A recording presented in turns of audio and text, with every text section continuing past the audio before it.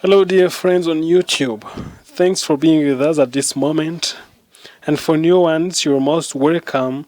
So please remember to subscribe to our channel, Urugano TV, that is always there to update you reliably and every time.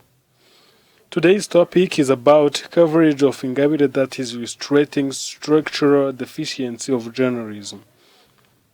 Rwanda's journalism has time and again decried the lack of support, usually financial, from the government.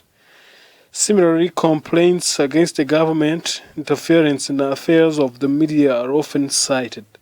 However, it has to be an absurd irony that media wants to be independent of the very government that it seeks empowerment from. More absurd is that media is ready to define such financial support as mere cooperation that is unwilling to cooperate on how media independence should be defined.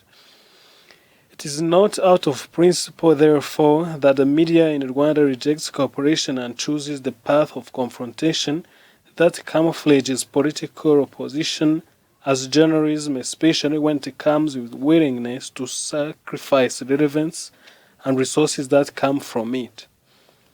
Consider the recent media coverage of Victoire Ingabire. She decided to launch a media campaign to clear around these allegations regarding harboring genocide ideology. She is within her right to do this, and however, it is how the media covered her campaign that failed to distinguish whether it was responding or abetting it. In covering her this way, media believed itself to be independent. It didn't take long for a confrontation that has initiated to ensure the president's advisor on the media, Mr. Yolad Makolo, tweeted his protest, appearing that the East African attempts to sanitize Victoire Ingabire convicted for forming an armed group and minimizing the genocide. Her political urge is part of the terrorist coalition. Makolo also attached an excerpt from the article underlining the part where Ms. Ingabire was quoted in her authority as a Rwandan political activist. Clearly, the East African didn't have to quote the article that Makolo referred to in order to prove cooperation. Neither did it have to rehearse Ingabire's statement in order to prove independence. I gotta say, in other words, this confrontation is not about independence per se. It is how independence is conceived that undermines what was otherwise a story in the public interest. But the confrontation is unavailable because Makolo is doing her job.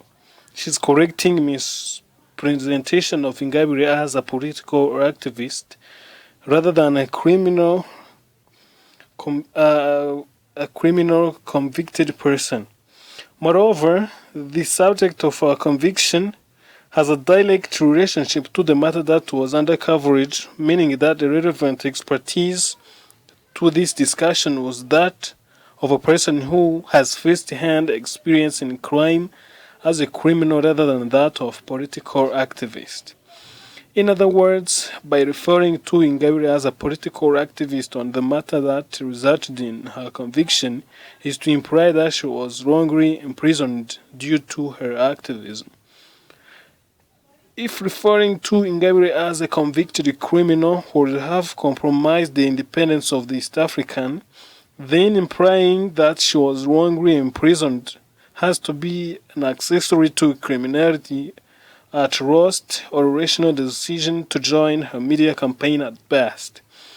This is therefore neither in the public nor professional interest to give a convicted criminal a media platform without telling the audience about the conviction of the crime that led to it, particularly as it relates to the subject matter. Only a confrontational conception of independence that is in reality a dereliction of responsibility can explain such a known goal for journalism. To end this topic, my gratitude to you for being with us and hoping you already subscribed, liked our videos, and willing to share to some of your friends on social media. We're always here for you, so thanks for your time.